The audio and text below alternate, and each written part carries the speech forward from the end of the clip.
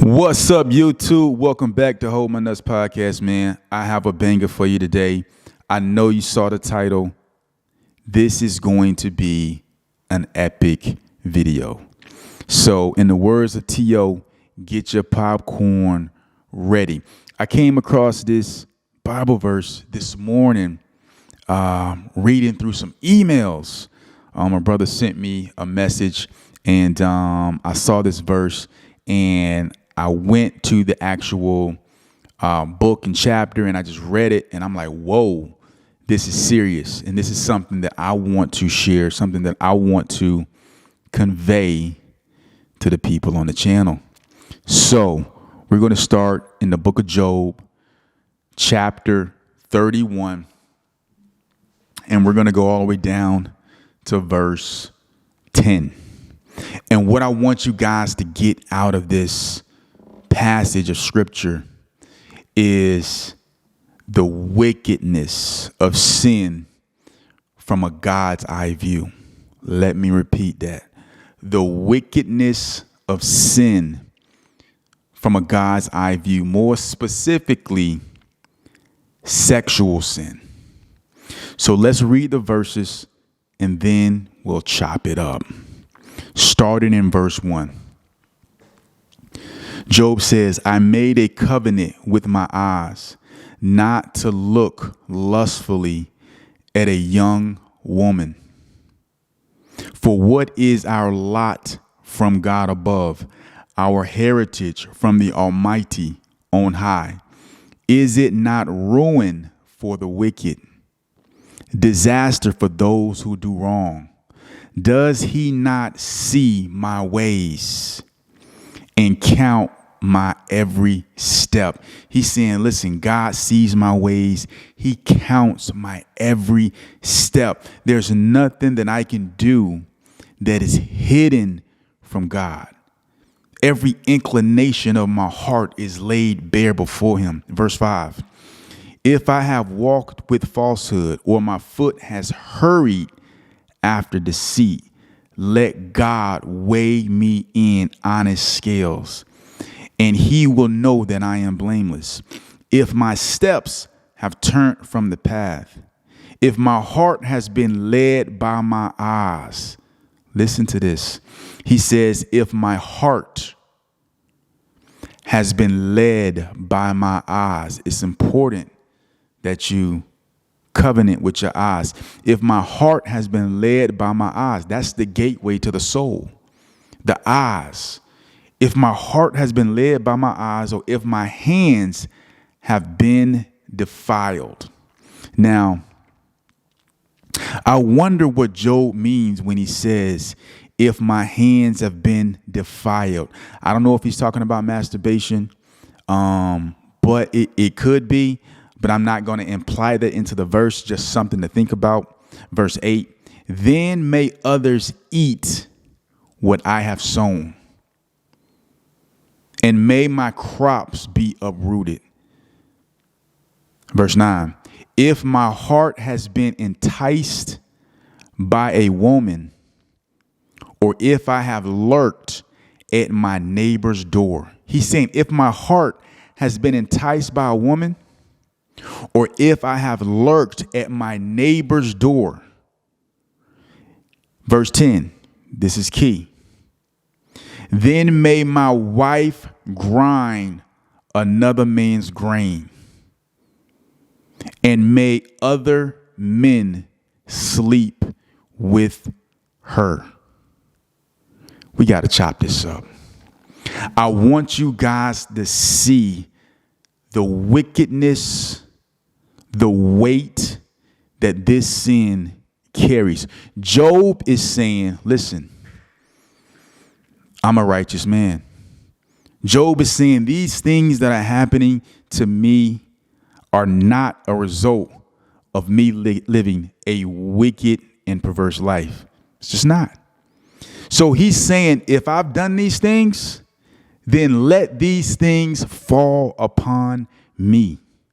Now, what I want to carve out of this verse 9 and 10 is this. Job is saying This type of sexual sin is so wicked and so disgusting. He's saying, if I have committed these sins, he says, if my heart has been enticed by a woman, or if I have lurked at my neighbor's door, meaning he's lurking at his neighbor's door, meaning he's trying to sleep with his neighbor's wife.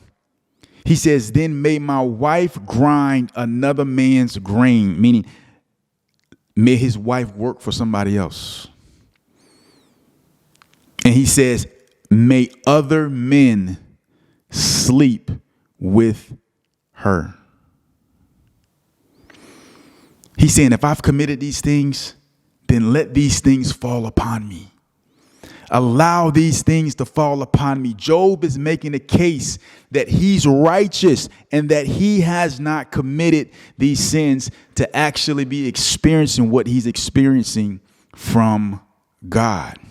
Now, let me just stop right here and give a little backdrop for those of you who are not familiar with the story of Job. The Bible says that the devil was walking around to and fro throughout the earth, and God asked him what he was doing. And God said, have you considered my servant Job? He's a righteous man. And there was a dialogue between God and the devil. And God said, basically the devil said, listen, the only reason Job hasn't sinned against you is because you've placed a hedge around him. Take away his hedge and he will curse you to your face. God said, okay, bet. Do whatever you want to do to him, but you do not have permission to take his life. So the devil went away and he started causing all of these horrible things to fall upon Job. And Job didn't understand what was going on. His friends didn't understand what was going on. So now Job is in a place of despair, distress, mental anguish. His family has been uprooted. His wealth has been taken away. His health has been taken away.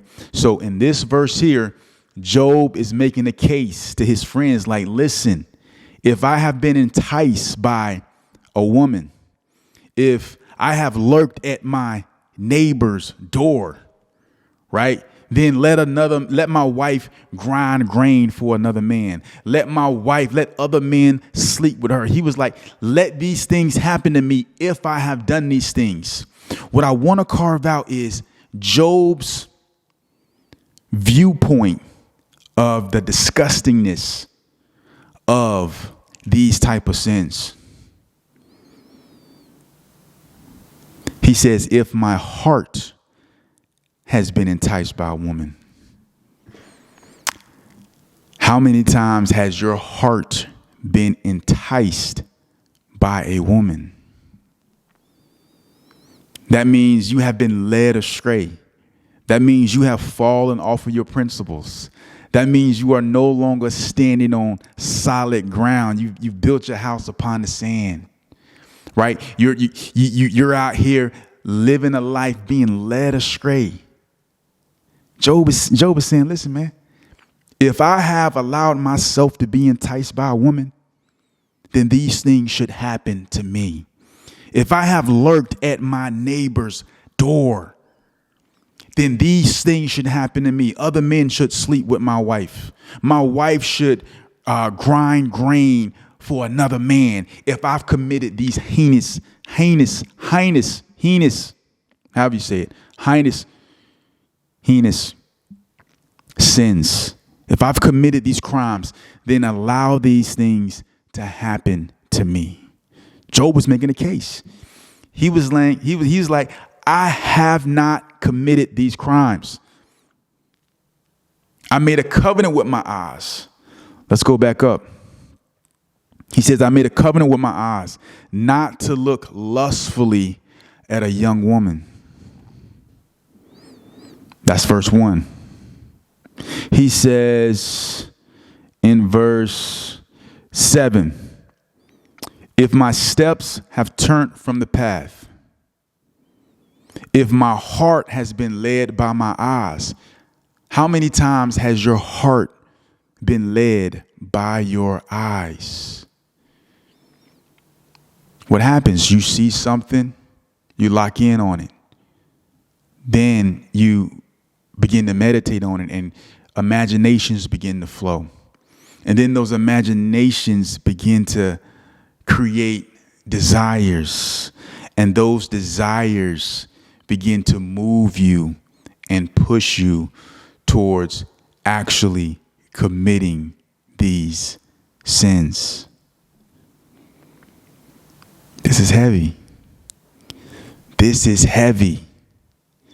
Job is saying, if my heart has been led by my eyes, is your heart being led by your eyes? Or if my hands have been defiled, may others eat what I have sown, and may my crops be uprooted. He's saying if my heart has been led by my eyes, if you're watching porn, guess what? Your heart has been led by your eyes.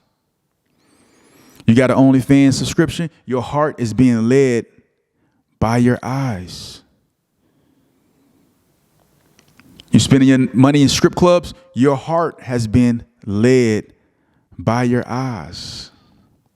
You're practicing all types of sexual immorality, having open relationships, committing all types of fornication. Your heart has been led by your eyes. You have defiled yourself. Then he says, may others eat what I have sown, meaning whatever he works for, let others come and eat. Let them come and take the fruits of his labor. Job is making a case. He's saying, yes, I understand these sins are wicked, and it would actually justify these things that are happening to me.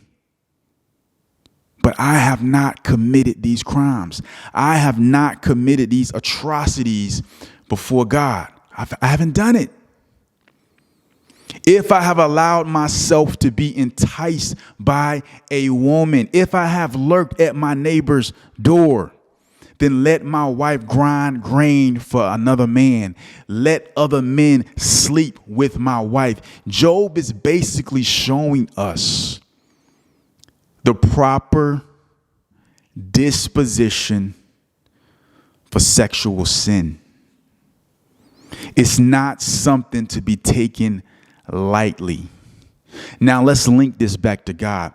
If Job is a righteous man, we all know that that righteousness only comes from God. That impartation of righteousness that rests upon Job, that spiritual insight, that mind of God, that only comes from Jehovah. So Job is showing us in his defense against these things that are happening to him, he's showing us the mind of God. He's showing us how God views these sexual sins. He's showing us that to be led by your eyes is a bad thing. To be enticed by a woman, you got to understand something. When you're enticed by a female, you have become the female. You have suspended your manhood, because a man is supposed to lead and not follow. When you're being enticed, you're being lured away. You're being deceived. You're being tricked. You're being beguiled. And you're being led astray. This is what happens when strangers try to abduct children. They try to lure them away because their understanding is not as such to understand that they're in a place of danger. So how do they lure them away? With candy and with toys and with things that they think will cause the eyes of the children to get bright. When women entice you, they're luring you away from God. They're luring you away from God. If you commit these crimes, Job is saying these things are justified. That your wife should grind for another man, that other men should sleep with your wife, that other men should eat the fruits of your labor if your heart has been led by your eyes. Understand the deceitfulness of sexual sin. You guys really need to see it for what it really is. It's more than just you shouldn't do that because God says don't do it. At the core of its nature is pure evil. It is pure evil. And there's a price to pay for it. There's a price to pay for dabbling in that wickedness. I want you guys to go look at this chapter. Go read this chapter. It's a beast. Job is giving us real insight here in his defense against the things that are troubling his life in this book. I love y'all. This is Hold My Nuts Podcast, man. If you got value out of this video, hit the like button. Share the content. We up in 23. I'ma holler at y'all, man. Peace.